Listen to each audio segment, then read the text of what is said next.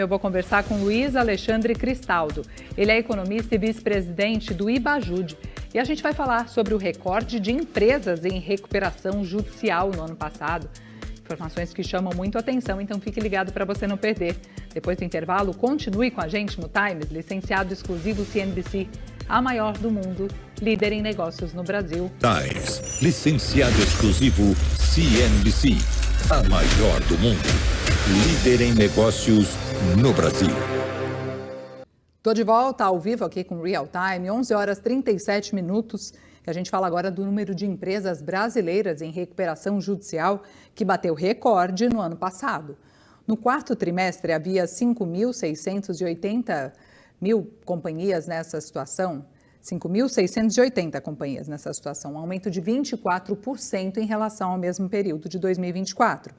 E sobre esse cenário de dificuldade para os negócios, converso agora ao vivo com Luiz Alexandre Cristaldo, economista e vice-presidente do Ibajude, Instituto Brasileiro da Insolvência.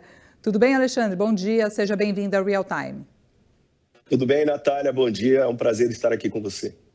Prazer o nosso te receber para ajudar a gente a entender, né, a dimensão desses números. O primeiro ponto que eu queria saber é qual que é a relação disso com o nosso cenário atual de juros altos, né, que acaba encarecendo, dificultando o crédito e às vezes uma ajuda, um socorro que uma empresa poderia recorrer, né, Alexandre?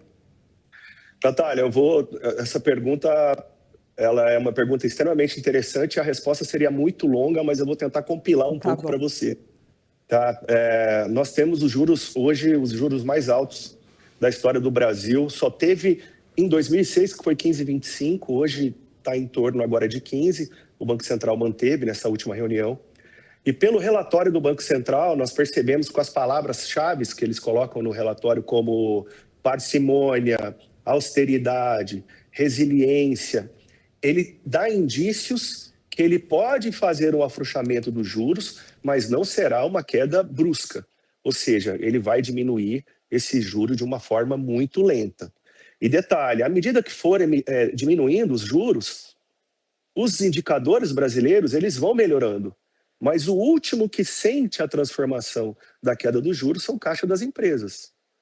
Então, eu digo para você que o problema no Brasil não é empresarial. O problema do Brasil é macroeconômico, porque a gente está tendo que manter uma alta taxa de juros. Essa alta taxa de juros para conter a inflação faz com que se reduza consumos, faça com que o custo do Brasil fique mais alto e isso encarece o crédito para o empresário atuante.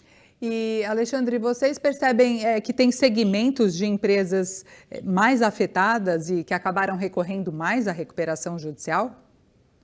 Excelente pergunta também, Natália. O agronegócio ele já é historicamente um setor alavancado. Então, o agronegócio ele capta muito recurso para poder exercer a sua atividade. E aí, no agronegócio, Natália, o risco financeiro é exatamente igual ao risco climático.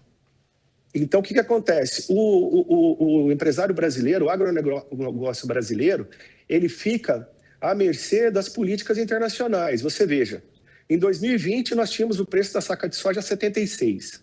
Em 2022, subiu a 200. Em 2025, ela baixou para 120. Então, você vê que não tem uma relação econométrica sobre custo do que ele tem para produzir e o preço de venda, porque não é ele que fixa o preço no mercado. Então, isso já é um problema, falando em agronegócio.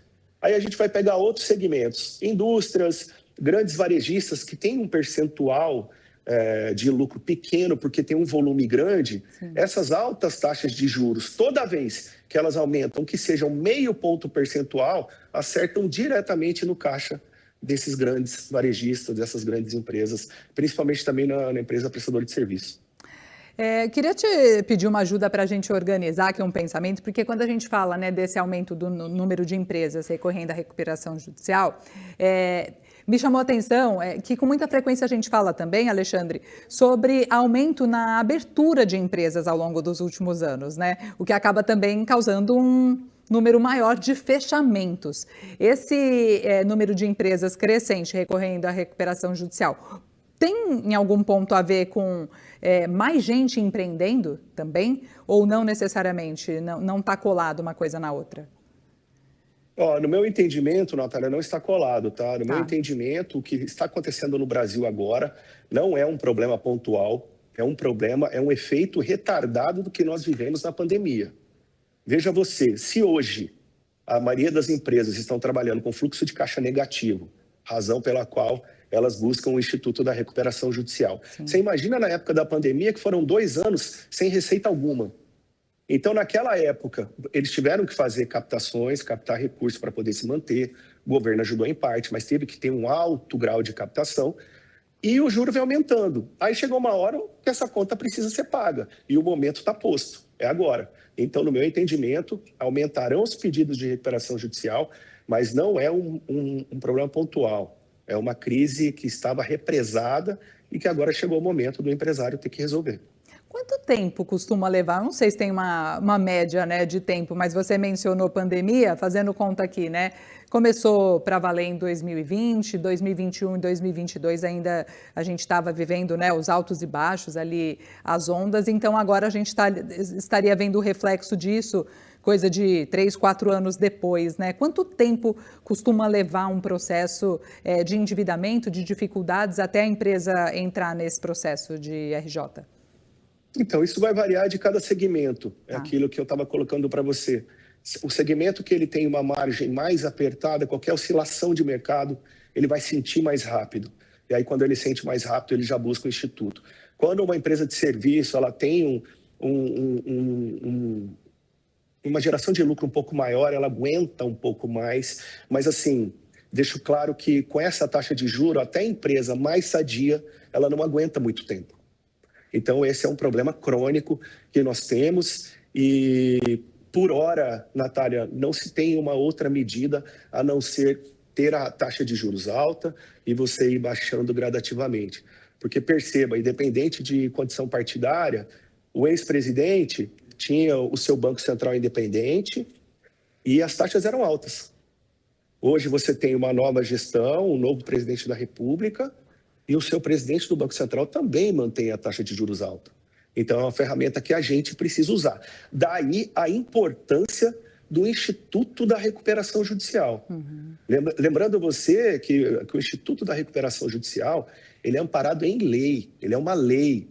É uma lei que veio de 20 anos para cá, onde todo o sistema, seja o judiciário, seja o Ministério Público, sejam advogados de devedores e de credores, administradores judiciais, todos estão extremamente envolvidos no estudo, pegando modelos de outros países, como o nosso foi baseado em outros países, para a gente aprimorar isso aqui, e é a realidade que tem para hoje. Hoje, o instrumento da recuperação judicial é um instrumento de sobrevivência, faz parte para o empresariado, e se você fizer uma comparação com economias desenvolvidas, são procedimentos normais. Processo de reestruturação acontece em qualquer economia, seja ela desenvolvida, seja ela emergente.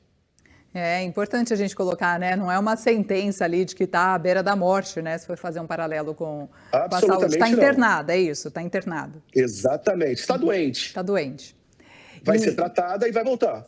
E vai voltar, esse é o ponto, né? Os mecanismos que a gente tem hoje na recuperação judicial, que você mencionou aí, que são inspirados, né, em outros modelos de outros países, contribuem, de fato, Alexandre, para que essas empresas tenham condições de se reerguer?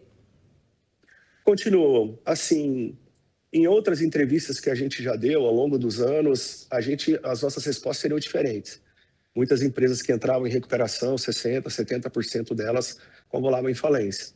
Hoje, o mercado da atuação da insolvência, volto a dizer, posicionamento de magistrados, Ministério Público, competência dos advogados de devedor, competência dos advogados de credor, competência dos administradores judiciais, estão conseguindo colocar todo mundo na mesma mesa, Natália, e olha, falar, o problema está posto, precisamos negociar. Não tem mais certo e errado, quem pegou crédito a mais, quem deu crédito a mais. O Instituto da Recuperação Judicial é para colocar todos os agentes, sentar, discutir e resolver o problema, porque o mais importante está lá na ponta, que é o empregado, é o pai de família. Ele precisa trabalhar, ele precisa voltar com dignidade para casa para colocar comida dentro da mesa. E a recuperação judicial é isso, é manter a empresa e a razão da existência dela, é a função social. Luiz Alexandre Cristaldo, economista, vice-presidente do IBAJUD, Instituto Brasileiro da Insolvência. Muito obrigada pela entrevista aqui ao vivo. Volte sempre. Ótimo dia por aí. Muito obrigado, Natália. Sucesso para você, tá? Obrigada. Tchau, tchau.